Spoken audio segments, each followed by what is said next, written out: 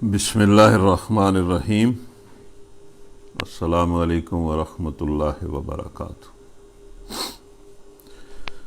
ख़वातीन व हज़रात, अल्लाह की हम्द व सना के साथ, उसके शुक्र के साथ हम बार बार उसका शुक्र अदा करते हैं कि उसने हमें ये तौफ़ीक दी है। बिलाशुबा हम किसी एतबार से भी शायद इसके मुस्तहिक नहीं हैं। ये हम पर उसका फ़ज़ल और रहम है, हम सब पर, मुझ पर भी और आप सब पर भी, कि उसने इस तरह हमें बाकायदगी के साथ कुरान मजीद को पढ़ने, सुनने और समझने की तौफ़ीक दी है। हम उसका शुक्र अदा करते हैं और उसकी हम्द व सना कहते हैं। हजूर नबी करीम सल्लल्लाहु अलैहि वसल्लम पर एक बार नहीं, दो बार नहीं, 10 बार नहीं, हम सब बड़ी मोहब्बत से बार बार उन पर दुरूद और सलाम भेजते हैं, और अपने लिए भी, अपने घर वालों के लिए भी, अपने बच्चों के लिए भी, अपने बच्चों की ज़ुर्रियत के लिए भी, अपने तमाम अज़ीज़ व अकारब और दोस्त अहबाब के लिए भी, उनके अहल व अयाल के लिए भी, और सब अहले ईमान के लिए भी अल्लाह ताला से गुनाहों की माफ़ी भी मांगते हैं, फ़ज़ल और रहम भी मांगते हैं, और ईमान और इस्लाम की हालत की आसान और पाकीज़ा और इज़्ज़त की ज़िंदगी मांगते हैं, और ईमान और इस्लाम की बेहतरीन हालत पर आफ़ियत और इज़्ज़त की मौत मांगते हैं। तो आज हमारा दरस जो है वो हम तरतीब के साथ चल रहे हैं। ज़ाहिर है हमने मुंतखब से ही पढ़ने हैं, ये हमारा प्रोग्राम इसी तरह है। और दूसरा हमारा जो प्रोग्राम है रमज़ान का, वो मैं पहले आपसे बात करता रहा हूँ, वो हमने फ़ैसला कर लिया है कि हम नमाज तरावी के बाद 10:30 से 12:30 बजे तक वो प्रोग्राम करेंगे। और उसमें हमारा तरीका ये होगा कि हम एक रुबा की तिलावत करेंगे। आप बड़ी तवज्जो से रमज़ान की रातों में वो तिलावत सुनें, और रुबा की तिलावत के बाद हम 2-3 आयात उस रुबा में से मुंतखब शुदा उस पर कोई थोड़ी सी तदरीस, कोई उसकी वज़ाहत किया करेंगे, और फिर दूसरा रुबा, फिर तीसरा रुबा, इसी तरह फिर चौथा रुबा तिलावत, और उस रुबा में से 2-3 आयात सेलेक्ट करके उन पर तदरीस हुआ करेगी। तो आप बड़े शौक़ से उसकी तैयारी करें। 10:30 से 12:30 बजे तक हमारा रमज़ान की रातों में वो प्रोग्राम हुआ करेगा, इसलिए कि रमज़ान में एक तो रोज़ा है, और रोज़े के बाद रमज़ान की जो सबसे बड़ी इबादत है वो कुरान मजीद का पढ़ना, सुनना और समझना। और फिर रात का कुरान जो है उसकी बाकायदा अल्लाह ताला ने बड़ी फ़जीलत बार बार बयान की है, तो इसलिए हमने रात का वक़्त मुंतखब किया है।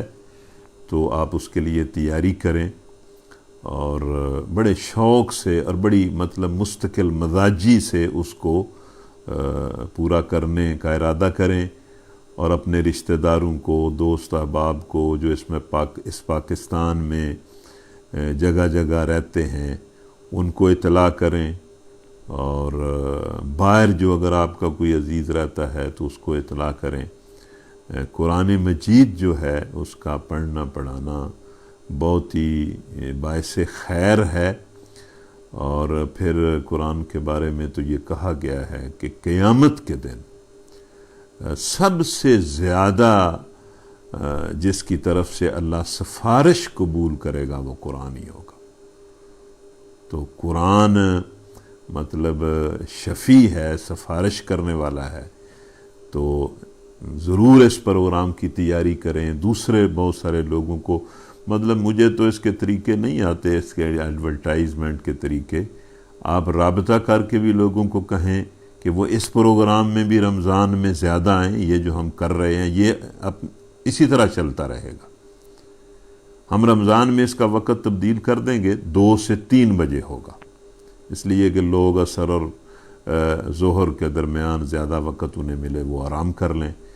تو یہ ہمارا پروگرام جو ہے یہ 2 سے 3 بجے تک چلے گا، اور رات کا پروگرام 10:30 سے 12:30 بجے تک چلے گا۔ ان دونوں پروگراموں کی رمضان کے لیے زیادہ ایڈورٹائزمنٹ بھی کریں، اس کے لیے خود بھی زیادہ تیاری کریں اور دوسروں کو بھی کہیں، اور اپنے اپنے طور پر اس کے جو مطلب اس کی ایڈورٹائزمنٹ کے طریقے ہیں جو آپ زیادہ مجھ سے جانتے ہیں ان کو اختیار کریں۔ اس پر کوئی اگر جیب میں سے خرچ کرنا پڑے تو وہ خرچ بھی کریں، تاکہ ہماری یہ بات اللہ کی رضا کے لیے، اللہ کی بات زیادہ سے زیادہ لوگوں تک پہنچے، اور اللہ تعالیٰ لوگوں کے سینے بھی کھولے اور انہیں اپنی زندگیاں قرآن کے مطابق بنانے کی توفیق عطا کرے۔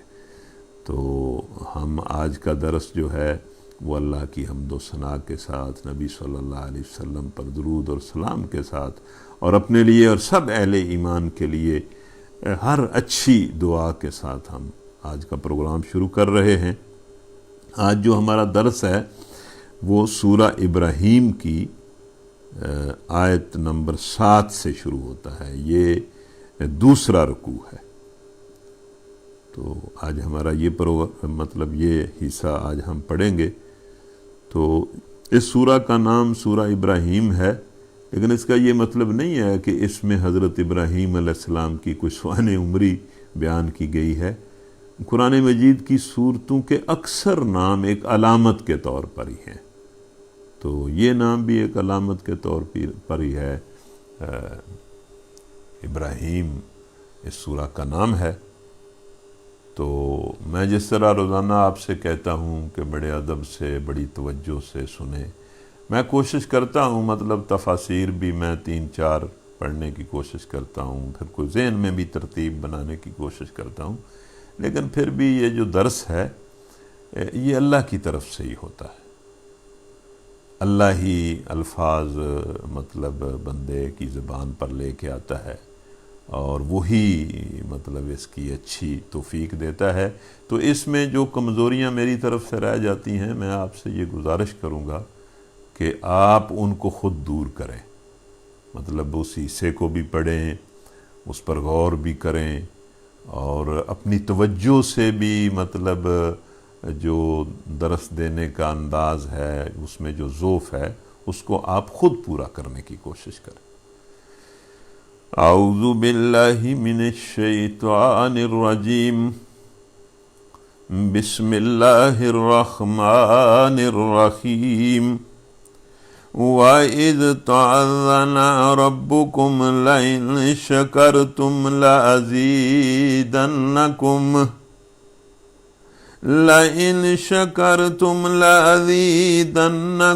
وَلَئِنْ كَفَرْتُمْ إِنَّ عَذَابِي لَشَدِيدٌ۔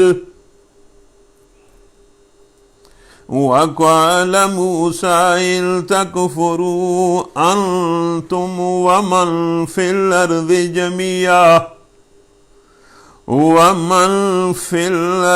جَمِيعًا فَإِنَّ اللَّهَ لَغَنِيٌّ حَمِيدٌ۔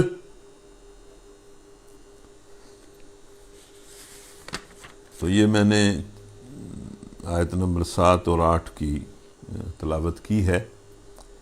اس میں ایک بہت مطلب بات اللہ تعالیٰ اپنی طرف سے انسانوں کو ارشاد فرما رہا ہے، اور یہ بات اللہ بار بار کرتا ہے۔ یہاں یہ بات جو اللہ نے بیان کی ہے، یہ قرآن مجید میں بار بار مختلف انداز سے اللہ کرتا ہے، اور اس کی وضاحت میں نبی صلی اللہ علیہ وسلم کی بھی بہت ساری حدیث ہیں، انہوں نے بھی اس کو بیان کیا ہے۔ یعنی اللہ کا ایک اصول ہے، ایک ضابطہ ہے، اس کا ایک قانون ہے، جس کے مطابق وہ انسانوں سے معاملہ کرتا ہے۔ اس قانون کا اظہار اللہ تعالیٰ نے یہاں کیا۔ تو چونکہ یہ قانون ہم سے متعلق ہے، انسانوں سے متعلق ہے، اور اس قانون اور ضابطے کے مطابق وہ ہمارے ساتھ معاملہ کرتا ہے، ہمارے ساتھ ڈیل کرتا ہے، ہمارے ساتھ سلوک کرتا ہے، اس لیے ہمیں اس کے اس قانون کو بڑی توجہ سے سننا چاہیے۔ وہ اس کا اعلان کر رہا ہے، اور اعلان کے انداز میں وہ بات کر رہا ہے، اور فرماتا ہے کہ یاد رکھو تمہارے رب نے اس کا اعلان کر دیا تھا، مطلب اس بات سے لوگوں کو خبردار کر دیا تھا۔ کیا اعلان اللہ نے کیا؟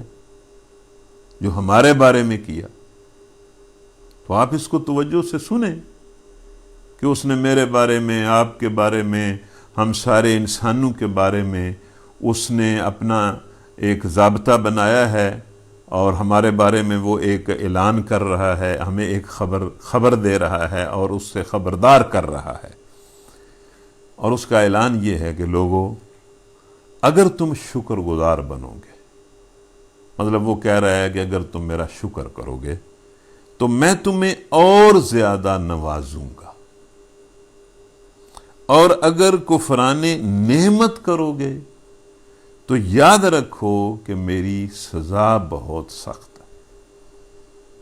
اب اللہ نے ایک اصول، ایک ضابطہ، ایک قانون ہمیں بتایا اور فرمایا کہ اگر تم میرا شکر ادا کرو گے، جو کچھ میں نے تمہیں عطا کیا ہوا ہے اس پر میرا شکر ادا کرو گے، تسلیم کرو گے میری نعمتوں کے بارے میں کہ یہ میں نے ہی تمہیں دی ہیں، اور دوسرا ان نعمتوں کا استعمال جو ہے وہ میرے ضابطے اور قانون کے مطابق، میری رضا کے مطابق کرو گے، اور پھر ان نعمتوں کا استعمال کرتے ہوئے میرے حکم کے مطابق ان نعمتوں کا استعمال کرتے ہوئے میرا ہی حکم مانو گے، میری بندگی کرو گے، تو یہ شکر ہوگا۔ اور دل سے بھی شکر ادا کرو گے، زبان سے بھی شکر ادا کرو گے، اپنے اقوال اور افعال سے، اعمال سے بھی شکر ادا کرو گے، اپنے رویے سے بھی شکر ادا کرو گے، تو میں تمہیں نوازوں گا، مطلب یہ کہ میں تمہیں اپنی طرف سے اور زیادہ دوں گا۔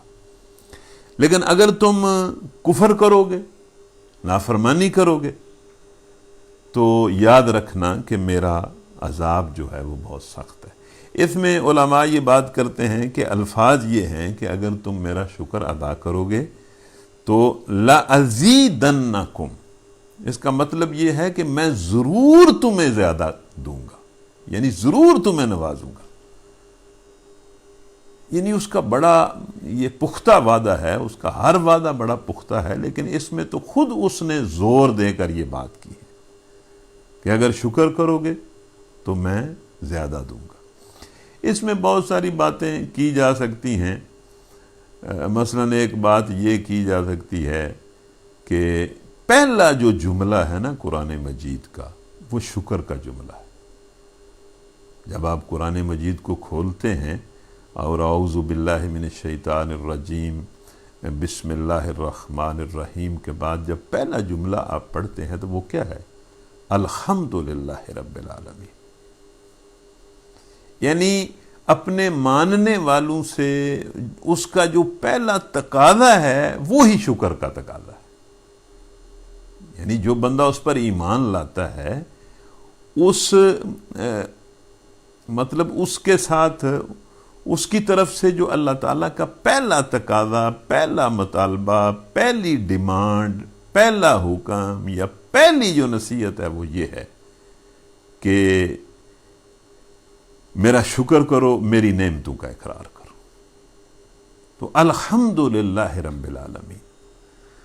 اور مطلب اس کا جو ترجمہ علماء کرتے ہیں، یہ دو ترجمے لوگوں نے کیے ہیں کہ ساری تعریفیں اللہ کے لیے ہیں، اور دوسرا ترجمہ یہ کہ سارا شکر اللہ کے لیے۔ اور حدیث میں آتا ہے کہ یہ جو الحمدللہ کے لفظ ہیں، یہ تو زمین اور آسمان کے درمیان جتنی خلا ہے اس کو پر کر دیتے ہیں۔ اب مطلب ایک تو اس کا مطلب یہ ہو سکتا ہے کہ جو بندہ اللہ تعالیٰ کی حمد بیان کرتا ہے اس کے لیے جو اجر ہے وہ زمین اور آسمان کے درمیانی خلا کو پر کر دیتا ہے، اور ایک اس کا دوسرا مطلب یہ ہو سکتا ہے کہ بھئی زمین اور آسمانوں کے درمیان جو کچھ ہے وہ سب کچھ بھی اللہ کی حمد کہتا ہے۔ اللہ کی تعریف کرتا ہے اور اس کا حکم مان کر اس کا شکر ادا کرتا ہے. یعنی پوری فضا جو ہے وہ اللہ کی حمد سے اور اس کے شکر سے بھری ہوئی ہے پوری فضا. اور پھر اس کے بارے میں مطلب ایک حدیث یہ آتی ہے کہ اگر اللہ تعالیٰ کسی بندے کو نعمتیں عطا کرے، بہت کچھ عطا کرے، تو وہ بندہ اگر ان نعمتوں کے ملنے پر الحمدللہ کہہ دے، مطلب اللہ کا شکر ادا کر دے، تو اللہ فرماتا ہے کہ میرے بندے، میں نے جو کچھ اپنے بندے کو دیا اس نے الحمدللہ کہہ کے اور ان نعمتوں کا شکر ادا کر کے مجھ سے زیادہ اس نے واپس لوٹا دیا. تو یہ ویسے بڑی عجیب بات ہے، اس کی سمجھ نہیں آتی کہ بھئی کس طرح یہ جو الحمدللہ ہے، اللہ کا شکر ہے، یہ اس سے نہ صرف یہ کہ اس کی نعمتوں کا حق ادا ہوتا ہے، بلکہ اللہ تعالیٰ فرماتا ہے کہ میرے بندے نے میرا جو شکر ادا کیا ہے گویا اس نے میری نعمتوں سے زیادہ مجھ کو لٹا دیا ہے. اور پھر ایک حدیث کے الفاظ اس طرح کے ہیں کہ بھئی نعمتیں بھی بڑی چیز ہوتی ہیں، لیکن نعمتوں پر جو شکر ہے وہ نعمتوں سے بھی بڑی چیز ہے. اور میرا خیال ہے اس کا مطلب تو، اس حدیث کا مطلب تو یہ بنتا ہے کہ نعمتیں ہیں ہی اس لیے، اللہ تعالیٰ نے انسانوں کو پیدا کیا ہے اور جو کچھ دیا ہے وہ اس لیے دیا ہے کہ انسان اس کو پہچانے، اس کے حق کو پہچانے اور اس کا شکر ادا کرے. یعنی شکر ہی کے لیے اللہ تعالیٰ نے انسان کو پیدا کیا ہے، شکر مقصد زندگی ہے. اور نعمتیں بھی اس لیے دی ہیں کہ ان نعمتوں کو لے کر انسان شکر کرے. یعنی شکر جو ہے وہ مقصد ہے، اور ظاہر ہے کسی چیز کا مقصد اس چیز سے زیادہ قیمتی ہوتا ہے. تو اس حدیث پر تو واقعی میں حیران بھی ہوتا ہوں، اس کو سوچتا ہوں بھی ہوں، اور اس کی وضاحت کی بھی سمجھنے کی کوشش کرتا ہوں، اور اس کی وضاحت کرنے کی بھی کوشش کرتا ہوں کہ بھئی یہ جو اللہ نے فرمایا کہ جس بندے کو میں نعمتیں دیتا ہوں اگر وہ اس پر الحمدللہ کہہ دے تو گویا اس بندے نے نعمتوں سے بڑھ کر مجھے واپس کر دیا. اس کو اگر ایک مثال سے ہم سمجھیں نا تو شاید ہمیں سمجھ آ جائے کہ مثلا ایک باپ ہے اور ایک بیٹا ہے. اب باپ جو ہے اسے بیٹے کے ساتھ محبت ہے، وہ اپنا سب کچھ ظاہر ہے اپنے بیٹے کو دیتا ہے، جو کچھ اس کے پاس ہوتا ہے وہ اپنے بیٹے کو دیتا ہے اور دے کر بڑی خوشی محسوس کرتا ہے. آپ ذرا سوچیں کہ اگر اس باپ کا بیٹا باپ کی امید جو ہے اس بیٹے کے بارے میں کہ میرے باپ کو اس طرح، میرے بیٹے کو اس طرح کرنا چاہیے، اس طرح کرنا چاہیے، اس طرح کرنا چاہیے، اگر وہ بیٹا جس کو باپ اپنا سب کچھ دے دیتا ہے، اسے بہت کچھ دیتا ہے، اور وہ جواباً اپنے باپ کی امید کو اپنے بارے میں پورا کر دیتا ہے، یعنی جو اس کا باپ اس کے بارے میں چاہتا ہے اس کو پورا کر دیتا ہے، تو باپ کو تو وہ دی ہوئی چیزیں یاد ہی نہیں رہتی. وہ تو اپنے بچے پر اتنا خوش ہوتا ہے کہ میرے بیٹے نے تو کمال کر دیا، اسے دیا ہوا تو بھول جاتا ہے، بلکہ اس کا جی چاہتا ہے کہ میں تو اور اس کو دوں اور اس کو دوں اور اس کو دوں. یہی معاملہ اللہ تعالیٰ کا ہے کہ مطلب اللہ اپنے بندے کو دیتا ہے، اور اگر بندہ اللہ تعالیٰ کی چاہت کو، رضا کو پورا کر دیتا ہے بندہ، تو اللہ بڑا خوش ہوتا ہے. اس کے پاس نعمتوں کی تو کمی کوئی نہیں ہے، وہ تو خوش ہو کر اور دیتا ہے. اس کے پاس نعمتوں کی تو کوئی کمی نہیں ہے. تو اس طرح اللہ تعالیٰ نے یہ جو کہا ہے نا کہ بھئی اگر تم میرا شکر کرو گے تو میں تمہیں زیادہ دوں گا، تو میں آپ سے کہتا ہوں اگر آپ میری بات سن رہے ہیں یا سمجھ رہے ہیں یا اس کو قبول کر رہے ہیں، یہ میری بات نہیں ہے کہ یہ دیکھیں اللہ تعالیٰ سے، اللہ تعالیٰ کے پاس سارے خزانے ہیں، آسمانوں اور زمین کی ساری چابیاں، سارے خزانوں کی چابیاں اس کے ہاتھ میں، سب کچھ اس کا ہے. تو اگر وہ یہ کہتا ہے کہ میرا شکر ادا کرو گے تو میں اور زیادہ دوں گا، نوازوں گا، تو پھر ہمیں یہ سمجھ آ جانی چاہیے کہ اس سے زیادہ حاصل کرنے کا بڑا آسان طریقہ ہے کہ جو کچھ اس نے ہمیں دیا ہوا ہے اس پر ہم شکر کریں، وہ ہمیں اور زیادہ دے دے۔ جس طرح وہ ایک مطلب روایت آتی ہے، ہم مختلف درسوں میں اس کو بیان بھی کرتے ہیں کہ حضرت موسیٰ علیہ السلام جو ہیں وہ اللہ تعالیٰ سے ملتے تھے، ہم کلام ہوتے تھے۔ تو ایک دن وہ اللہ سے ملنے کے لیے جا رہے تھے، تو راستے میں ایک بندہ جو بالکل مطلب ہے کہ اس کے پاس لباس بھی نہیں تھا، کچھ بھی نہیں تھا، اور اس نے اپنے سطر کو ریت سے ڈھانپا ہوا تھا اور بیٹھا ہوا تھا۔ اس نے کہا موسیٰ علیہ السلام آپ اللہ کے پاس جا رہے ہیں تو اللہ سے میری بات کرنا۔ تو موسیٰ علیہ السلام نے کہا کہ بھئی میں آپ کی کیا بات کروں؟ تو اس بندے نے کہا کہ اے اللہ کے رسول، اے اللہ کے نبی، میری یہ بات کرنا کہ اس بندے کا تو نے کیا ہے، اللہ تو نے اس بندے کا کیا حال بنا رکھا ہے کہ بھئی اس کے پاس پہننے کے لیے کپڑے بھی نہیں ہیں، اس بیچارے نے مطلب ریت سے اور مٹی سے اپنا سطر ڈھانپا ہوا۔ تو موسیٰ علیہ السلام نے کہا کہ میں بھائی تیری بات اللہ سے کروں گا۔ آگے تھوڑا مطلب گئے تو آگے ایک اور بندہ ملا، تو اس نے کہا کہ آپ اللہ سے ملنے کے لیے جا رہے ہیں، اس سے میری بھی بات کرنا۔ تو اس سے موسیٰ علیہ السلام نے پوچھا کہ ہاں بھی تیری کیا بات ہے؟ تو اس نے کہا کہ اے اللہ کے رسول، اے اللہ کے نبی، آپ دیکھ رہے ہیں یہ دور تک جہاں تک آپ کی نظر جاتی ہے یہ میری زمین ہے، اور یہ فصلیں اگاتی ہے، پھل اگاتی ہے، اور یہ اتنے میرے پاس مویشی ہیں، اتنا میرے پاس مال ہے، اور یہ بڑھتا ہی جاتا ہے، بڑھتا ہی جاتا ہے، بڑھتا ہی جاتا ہے۔ تو مجھے ڈر لگتا ہے کہ کہیں اللہ تعالیٰ نے سب کچھ دنیا میں تو نہیں مجھے دے دینا۔ تو اللہ سے میری بات کرنا کہ وہ بندہ اس فکر میں مبتلا ہے کہ یا اللہ تو اس کو دیتے ہی جا رہا ہے، دیتے ہی جا رہا ہے، دیتے ہی جا رہا ہے، کیا آخرت میں اس کے لیے تو نے کچھ نہیں رکھا ہوا؟ تو اب یہ دونوں مطلب جو افراد تھے ان کی بات بالکل برعکس تھی۔ تو موسیٰ علیہ السلام نے اس سے کہا کہ لو میں تیری بھی بات کروں گا۔ اب موسیٰ علیہ السلام اللہ سے مل کر جب واپس آئے تو پہلے وہی بندہ ملا جس کے پاس کپڑے نہیں تھے، جس نے مٹی سے اپنے سطر کو ڈھانپا ہوا تھا۔ اس نے پوچھا کہ موسیٰ علیہ السلام، اے اللہ کے رسول، آپ نے میری بات کی تھی؟ تو موسیٰ علیہ السلام نے کہا کہ کی تھی۔ تو پھر اس نے پوچھا کہ پھر اللہ کیا فرماتا تھا، کیا جواب دیتا تھا؟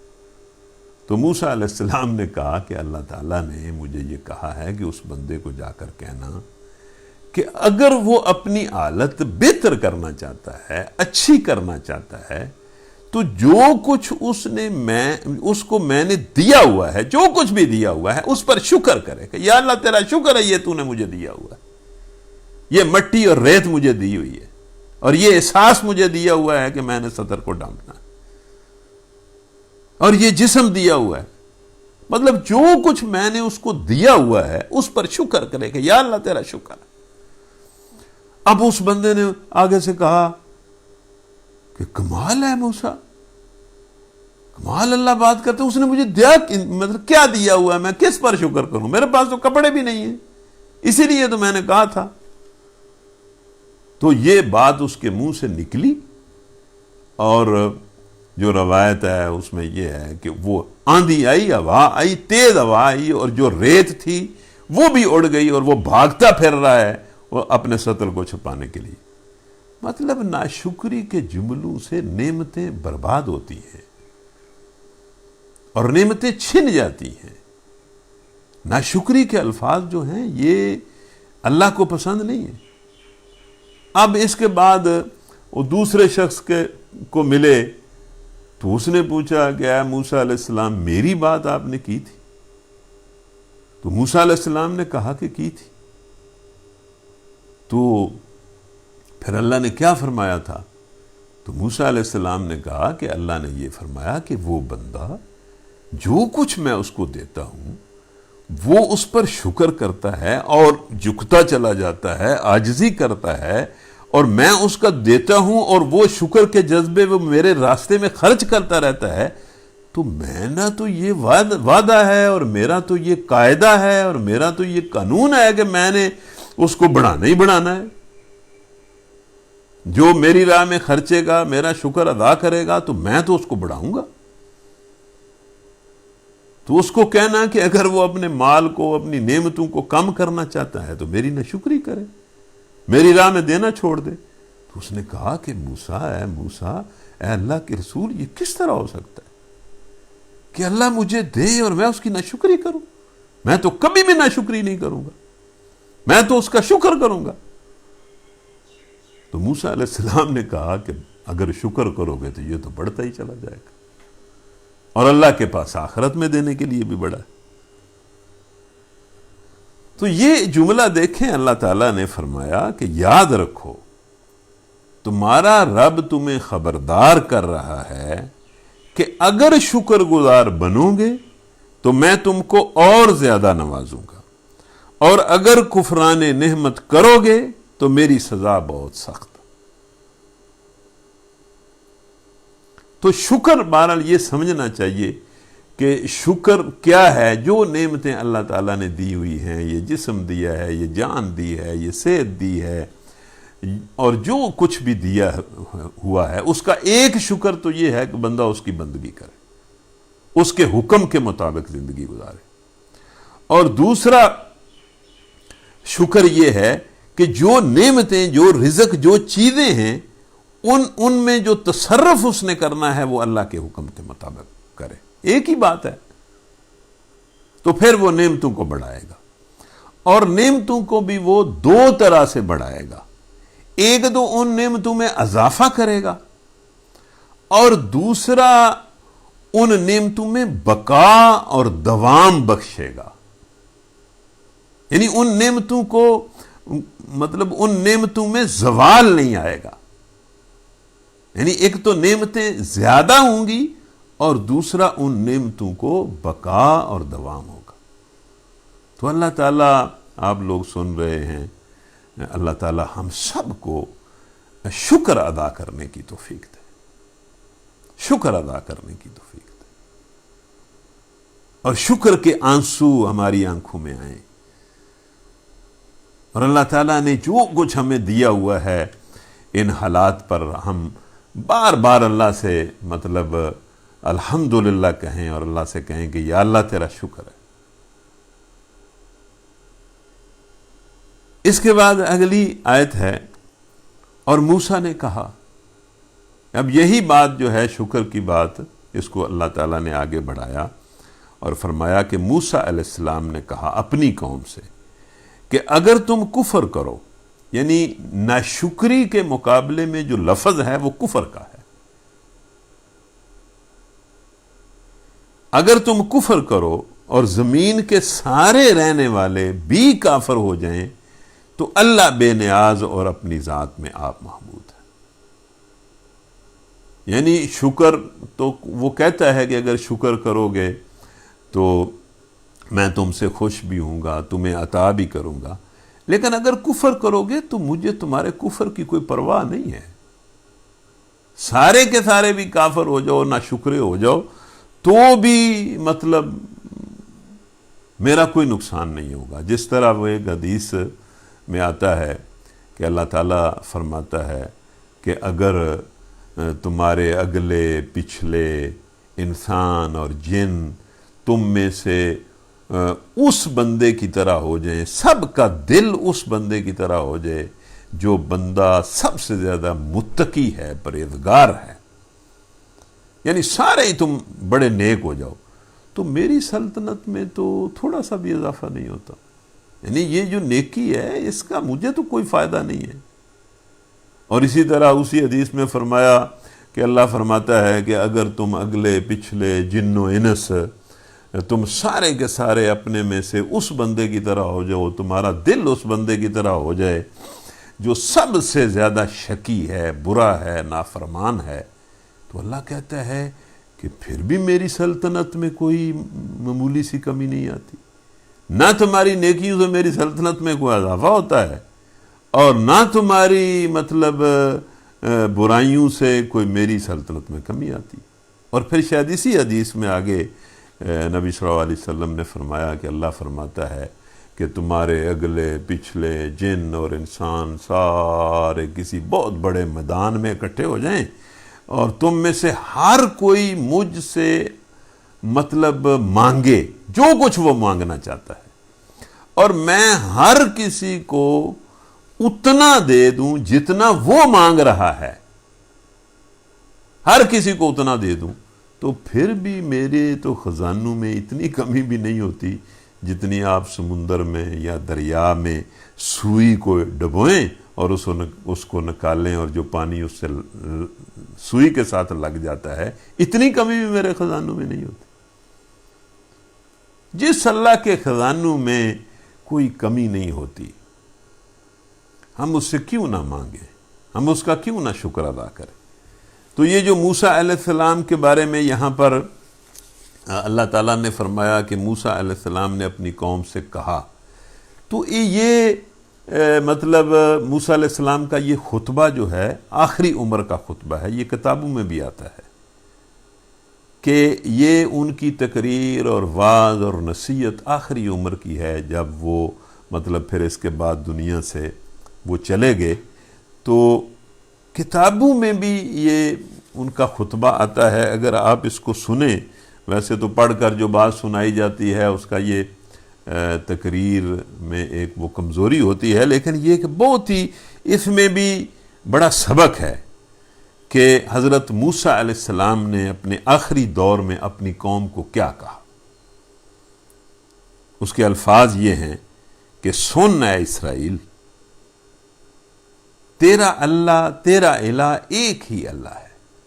مطلب یہ تو بات خیر کتابوں میں بھی انبیاء بھی یہی بات کہتے ہیں، لا الہ الا اللہ، لا الہ الا اللہ، لا الہ الا اللہ، کہ اللہ کے سوا کوئی معبود نہیں ہے۔ تو سن اے اسرائیل، اللہ کے سوا کوئی معبود نہیں ہے۔ تو اپنے سارے دل اور اپنی ساری جان اور اپنی ساری طاقت سے اس اللہ کے ساتھ محبت رکھ، یعنی یہ اپنی قوم کو کہا، اپنے دل کے ساتھ، اپنی جان کے ساتھ اور اپنی ساری طاقت کے ساتھ اللہ سے محبت رکھ۔ اور یہ باتیں جن کا حکم آج میں تمہیں دے رہا ہوں تیرے دل پر نقش ہو جائیں۔ موسیٰ علیہ السلام کہتے ہیں میری قوم یہ باتیں تمہارے دل پر نقش ہو جائیں، اور تو ان کو اپنی اولاد کے ذہن میں بھی ذہن نشین کر، اور گھر بیٹھے اور راہ چلتے اور لیٹتے اور اٹھتے میری ان نصیحتوں کا ذکر کر رہا ہے اسرائیل۔ یعنی اپنی قوم کو کہا کہ یہ جو میں تمہیں باتیں بتانے لگا ہوں یا بتا رہا ہوں، ان کو اپنے بھی ذہن نشین کر، اپنی اولاد کے بھی ذہن نشین کر، اور اٹھتے بیٹھتے ان باتوں کا ذکر کر۔ اس کے بعد اب دیکھیں آگے باتیں کیا ہیں کہ اے اسرائیل، تیرا خدا تجھ سے اس کے سوا اور کیا چاہتا ہے کہ تو اس کا خوف اپنے دل میں رکھے اور اس کی سب راہوں پر چلے۔ اس کی سب راہوں پر چلنے کا مطلب یہ ہے کہ زندگی کے جس معاملے کے بارے میں جو بھی تیرا اللہ تجھے حکم دے اس کے مطابق عمل کر، اور تو اس سے محبت رکھ، اور اپنے سارے دل اور ساری جان سے اپنے رب کی بندگی کر، اور جو احکام اور آئین اور قانون میں تجھ کو آج بتاتا ہوں ان پر تو عمل کر تو تیری خیر ہی خیر ہوگی۔ دیکھ آسمان اور زمین اور جو کچھ زمین میں ہے سب تیرے اللہ تعالیٰ کا ہے۔ مطلب یہ کہ موسیٰ علیہ السلام نے کہا کہ اپنے دل سے بھی، اپنی جان سے بھی، اپنے اعضاء سے بھی، اپنی طاقت سے بھی اللہ کے ساتھ محبت بھی رکھ، اس کا خوف بھی رکھ، اور جو حکم وہ تجھے دے اس کو پورا کر۔ اس کے بعد موسیٰ علیہ السلام نے کہا اگر تو اپنے اللہ کو جان فشانی سے، اس کی بات کو جان فشانی سے مان کر اس کے سب حکموں پر جو آج کے دن میں تجھے دے رہا ہوں احتیاط سے اگر تو عمل کرے تو تیرا خدا دنیا کی سب قوموں سے تجھے زیادہ سرفراز کرے گا. یعنی موسیٰ علیہ السلام نے کہا کہ اگر تو اللہ کے حکموں پر چلے گا تو دنیا کی ساری قوموں کے مقابلے میں تجھے عزت اللہ دے گا، اور اگر تو اپنے رب کی بات سنے تو یہ سب برکتیں تجھ پر نازل ہوں گی اور تجھ کو ملیں گی. شہر میں بھی تو مبارک ہوگا، کھیت میں بھی تو مبارک ہوگا. اللہ تیرے دشمنوں کو جو تجھ پر حملہ کریں گے تیرے روبرو شکست دے گا اور ذلیل کرے گا. تیرے انبار خانوں میں اور سب کاموں میں جن میں تو ہاتھ ڈالے گا برکت کی برکت تجھے ملے گی. تجھ کو اپنی پاک قوم بنا کر قائم رکھے گا، اور دنیا کی سب قومیں یہ دیکھ کر مطلب کہ تو اللہ کے حکم پر چلنے والا ہے تجھ سے ڈر جائیں گی. تو بہت سی قوموں کو قرض دے گا اور خود کسی سے قرض نہیں لے گا. یہ اسرائیل کو، اپنی قوم کو موسیٰ علیہ السلام کہہ رہے ہیں. اور اللہ تعالیٰ تجھ کو قوموں کی دم نہیں بنائے گا بلکہ سب کا سر بنائے گا، اور تو کبھی پست نہیں ہوگا بلکہ تو جہاں جائے گا تجھے عزت اور سرفرازی ملے گی. اور پھر موسیٰ علیہ السلام نے دوسرا پہلو مطلب اپنی قوم کے سامنے رکھا کہ اگر تو ایسا نہیں کرے گا، اس کا شکر نہیں کرے گا، اس سے محبت نہیں کرے گا، اس کا خوف نہیں کرے گا، اس کے حکموں کو نہیں مانے گا، تو پھر کیا ہوگا کہ اللہ تعالیٰ اگر تو اللہ کی بات سن کر اس کے سب احکام اور آئین پر جو آج کے دن میں تجھ کو دے رہا ہوں احتیاط سے عمل نہیں کرے گا تو یہ سب لعنتیں تجھ پر نازل ہوں گی اور تجھ کو لگیں گی. شہر میں بھی تو لعنتی ہوگا، کھیت میں بھی تو لعنتی ہوگا. تیرا رب ان سب کاموں میں جن کو تو ہاتھ لگائے گا لعنت زدہ کر دے گا، اور تجھے اضطراب اور پھٹکار نصیب ہوگی. وبا تجھ سے لپٹی رہے گی. یہ وبا کے لفظ ہیں بقاعدہ. آسمان جو تیرے سر پر ہے پیتل کا ہو جائے گا، اور زمین جو تیرے نیچے ہے لوہے کی ہو جائے گی. خداوند تجھ کو تیرے دشمنوں کے آگے شکست دلائے گا. تو ان کے مقابلے کے لیے ایک راستے سے جائے گا اور ان سے شکست کھا کر 7 راستوں سے بھاگے گا.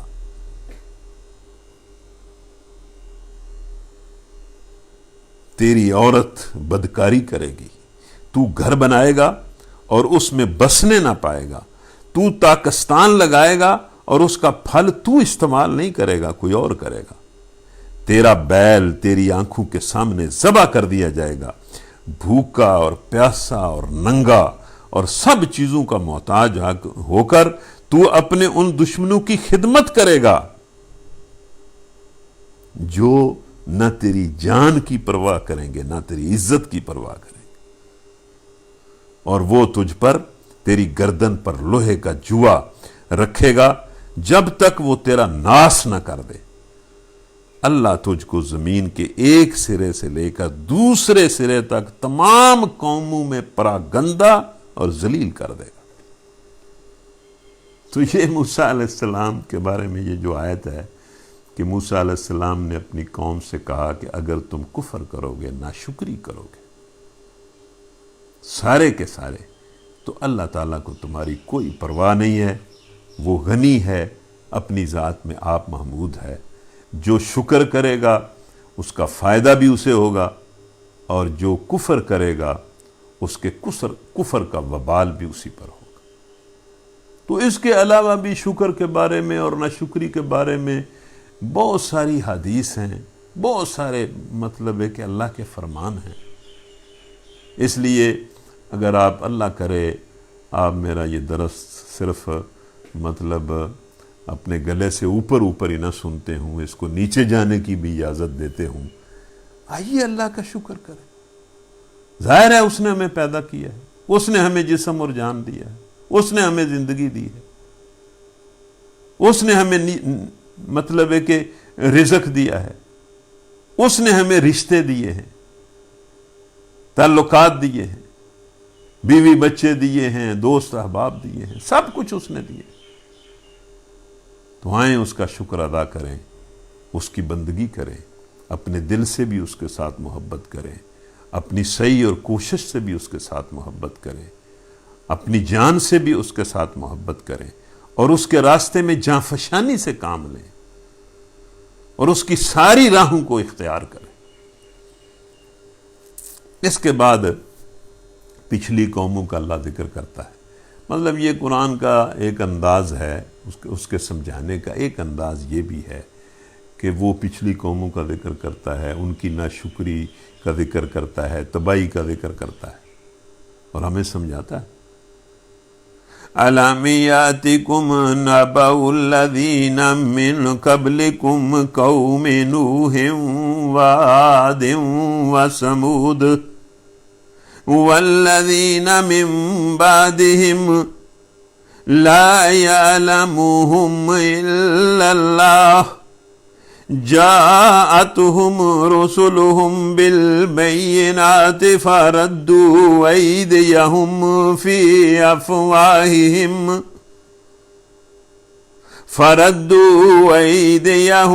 في أفواههم وقالوا إنا كفرنا بما أرسلتم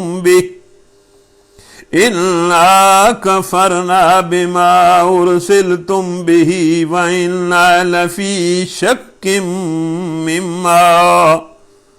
وإنا لفي شك مما تدعوننا إليه مريب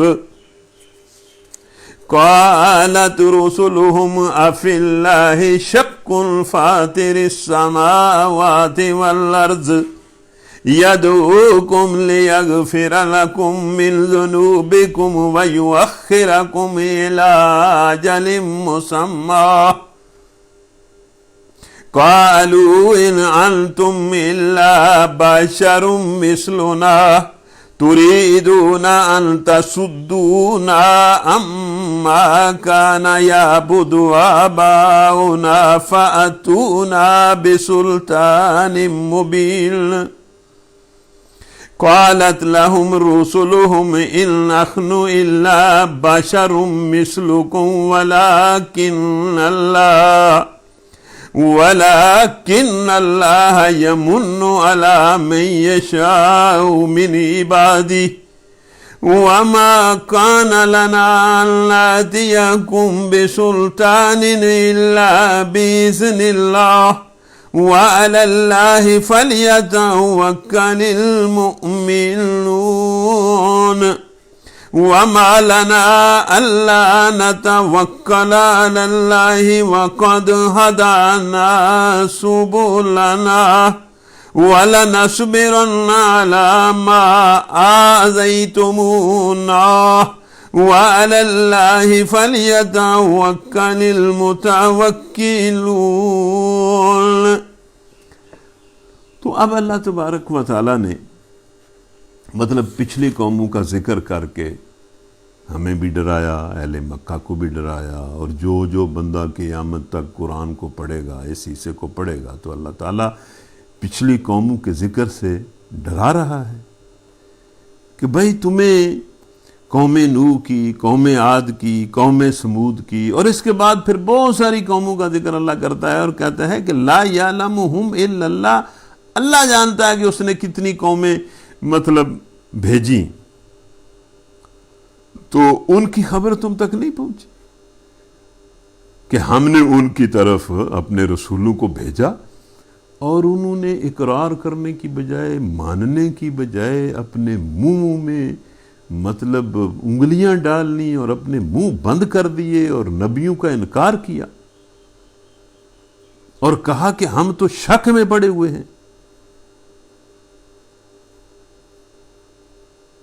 مطلب یہ انہوں نے خود کہا کہ ہم شک میں پڑے ہوئے ہیں۔ اللہ کے دین کا جو اقرار ہے، اس کے پیچھے جو دلائل ہیں، براہین ہیں، تعلیمات ہیں، اور انبیاء کا جو کردار ہے، انبیاء کے ساتھیوں کا جو کردار ہے، انبیاء پر نازل ہونے والی جو تعلیم ہے، تو نبیوں کی دعوت کے اقرار کے پیچھے تو بڑا یقین اور ایمان بن جاتا ہے لیکن انکار پر کوئی ایمان نہیں بنتا. انکار سوائے شک کے کچھ نہیں دیتا. وہ خود کہتے ہیں کہ ہم شک میں ہیں, ہم خلجان میں ہیں, اور وہ خلجان بھی ان کا اپنا پیدا کیا ہوا ہوتا ہے. اور جو بندہ اللہ کے نبیوں کا انکار کرتا ہے, اب دیکھیں نا کہ اللہ کا ہر نبی, اور بطور خاص آپ نبی صلی اللہ علیہ وسلم کو دیکھیں, ان کی ساری ہسٹری بچپن سے لے کر ان کی ساری تاریخ پڑھیں, تو ان کی شخصیت, ان کا کردار, ان کی سچائی, ان کی امانت داری, ان کی پاک سیرت, اور پھر ان پر جو تعلیم قرآن کی شکل میں نازل ہوئی, پھر انہوں نے جو اللہ کے راستے میں اصرار اور قربانی سے کام لیا, تو ان کی اس سچے بندے کی سچی بات کا انکار جو بندہ کرتا ہے, اس میں خلجان اور شک نہیں ہوگا تو کیا ہوگا؟ اس لیے کہ وہ انکار کسی دلیل پر تو کر نہیں رہا, کسی علم پر تو کر نہیں رہا, کسی حقیقت پر تو کر نہیں رہا. وہ تو عصبیت کی بنیاد پر, اپنی ہٹ درمی کی بنیاد پر اور ضد کی بنیاد پر, اور اپنے جھوٹی حیثیت اور عزت کی بنیاد پر اور مفاد کی بنیاد پر وہ انکار کر رہا ہے. اس کا دل کس طرح مطمئن ہوگا؟ تو وہ خود کہتے ہیں کہ ہم شک میں پڑے ہوئے ہیں. تو رسولوں نے انہیں کہا کہ تمہیں کس بات میں شک ہے؟ ہم اللہ فاطر السماوات والارض کی طرف سے آئے ہیں, تو کیا تمہیں اللہ میں شک ہے؟ تو یہ اللہ کی ذات کا اقرار تو سارے لوگ کرتے تھے. تو نبی انہیں کہتے تھے کہ کمال ہے, ہم اس اللہ کی طرف سے آئے ہیں جس میں تمہیں بھی شک نہیں ہے. تو اب اس کے جو احکام ہیں پاکیزہ, جو ہم احکام لے کر آئے ہیں, وہ تمہاری خواہشات پر زد ڈالتے ہیں اور تمہارے ظلم کو روکتے ہیں اور تمہاری ناانصافیوں کو اللہ کے احکام جو ہیں وہ ختم کرنا چاہتے ہیں. تو تم کہتے ہو کہ ہم شک, کس بات پر تمہیں شک ہے؟ جب تم اللہ کو مانتے ہو تو اس کے پاکیزہ کلموں کو, احکام کو, اس کے حق کو تم کیوں نہیں مانتے؟ دیکھو, وہ تمہیں اپنی بندگی کی دعوت دیتا ہے, یدعوکم, آجو اس کی طرف. اچھا جی, یہ ہمیں سننا چاہیے. ان کی بات تو اپنی جگہ ہے, وہ تو کچھ لوگ تھے جو گزر گئے. تو اللہ فرما رہا ہے کہ یدعوکم, وہ تو تمہیں حکم دیتا ہے, یعنی نبیوں نے کہا کہ وہ تمہیں حکم دیتا ہے لیغفر لکم من ذنوبکم, کہ تم اس کی طرف آؤ اور وہ تمہارے گناہ معاف کرے اور تم اس کے عذاب سے بچ جاؤ. وَيُؤَخِّرَكُمْ إِلَىٰ أَجَلٍ مُّسَمًّى, اور اس دنیا میں بھی ایک وقت مقررہ تک تمہیں عمل کرنے کی مہلت دے, یعنی پچھلے گناہ معاف کر دے اور آئندہ تمہیں نیک اعمال اور اللہ کی بندگی کے راستے میں کارہائے نمایاں سر انجام دینے کے لیے ایک مہلت دے. اور پھر وہ بے وقوف کہتے ہیں نبیوں کو کہ تم ہماری طرح کے انسان. اب یہ جب نبیوں کے بارے میں یہ بات آتی ہے نا کہ وہ مشرکین کہتے تھے, نہ ماننے والے کہتے تھے کہ تم ہماری ہی طرح کے انسان, تو انبیاء بھی انہیں کہتے تھے کہ ہاں بھائی ہم تمہاری ہی طرح کے انسان ہیں. تو ایک نا طبیعت پر اور ذہن میں ایک بوجھ سا بنتا ہے کہ کیا انبیاء جو ہیں وہ ہماری طرح کے انسان ہیں؟ وہ ہماری طرح کے انسان ہیں, لیکن یاد رکھیں کہ وہ ہماری طرح کے انسان نہیں ہیں. میں یہ کہتا ہوں. اب بعض لوگ جو ہیں اس کو یہ بحث بنا لیتے ہیں کہ وہ بشر ہیں. وہ بشر ہیں, لیکن وہ بھائی عام انسانوں کی طرح نہیں ہیں, اور قرآن کہتا ہے کہ نہیں ہے. یہ دیکھیں قرآن نے کیا کہا, قالت لهم رسلهم ان نحن الا بشر مثلكم, کہ ہاں ہم واقعی تمہارے جیسے انسان ہیں, لیکن دیکھیں آگے کیا ہے, وَلَكِنَّ اللَّهَ يَمُنُّ عَلَىٰ مَن يَشَاءُ مِنْ عِبَادِهِ, لیکن اللہ اپنے بندوں میں سے جس کو چاہتا ہے نوازتا ہے.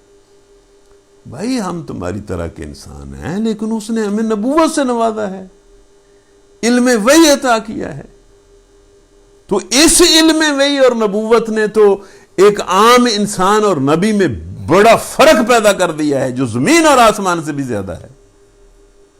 تو یہ صرف ایک پہلو ہے کہ وہ انسان ہیں، بشر ہیں، لیکن دوسری طرف جو کچھ اللہ نے ان کو دیا ہے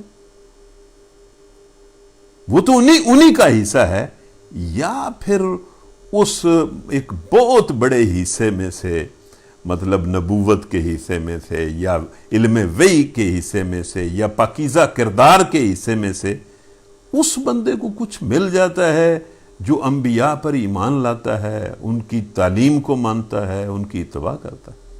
اللہ ہمیں وہ حصہ عطا کرے. ورنہ یہ بات تو ٹھیک ہے کہ وہ بشر ہیں، لیکن اللہ تعالیٰ نے عام بشر میں اور نبی میں علم وحی کے ذریعے اور نبوت کے منصب کے ذریعے بہت بڑا فرق بھی پیدا کر دیا ہے. اس فرق کو یاد رکھنا چاہیے. اور پھر وہ کہتے ہیں کہ ہم پر کوئی نشانی بھائی کیا نشانیاں ہی نشانیاں تو ہیں. جس زبان سے تم نشانی مانگتے ہو وہ زبان نشانی نہیں ہے، جس ہاتھ سے کام کرتے ہو وہ ہاتھ نشانی نہیں ہے، جس آنکھ سے دیکھتے ہو وہ آنکھ نشانی نہیں ہے، جس پاؤں کے بل پر زمین پر چلتے ہو وہ نشانی نہیں ہے، جس زمین پر چلتے ہو وہ نشانی نہیں ہے، جس آسمان کے سائے کے نیچے رہتے ہو وہ نشانی نہیں ہے. اب اللہ وہ نشانی بھیجے جو تم مانگتے ہو. کیوں بھائی تم اتنے لڑڑے کیوں ہو؟ نشانیاں ہی نشانیاں ہیں. دائیں بائیں آگے پیچھے تمہارے اندر باہر ساری نشانیاں ہیں.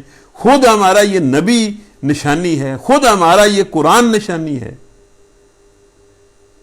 اور اس کے ماننے والوں کا کریکٹر اور کردار اور ان کے اندر جو تبدیلی آتی ہے مکہ والوں وہ نشانیاں نہیں ہیں. جو تم نشانی مانگتے ہو وہ ہمارے اختیار میں تو نہیں ہے.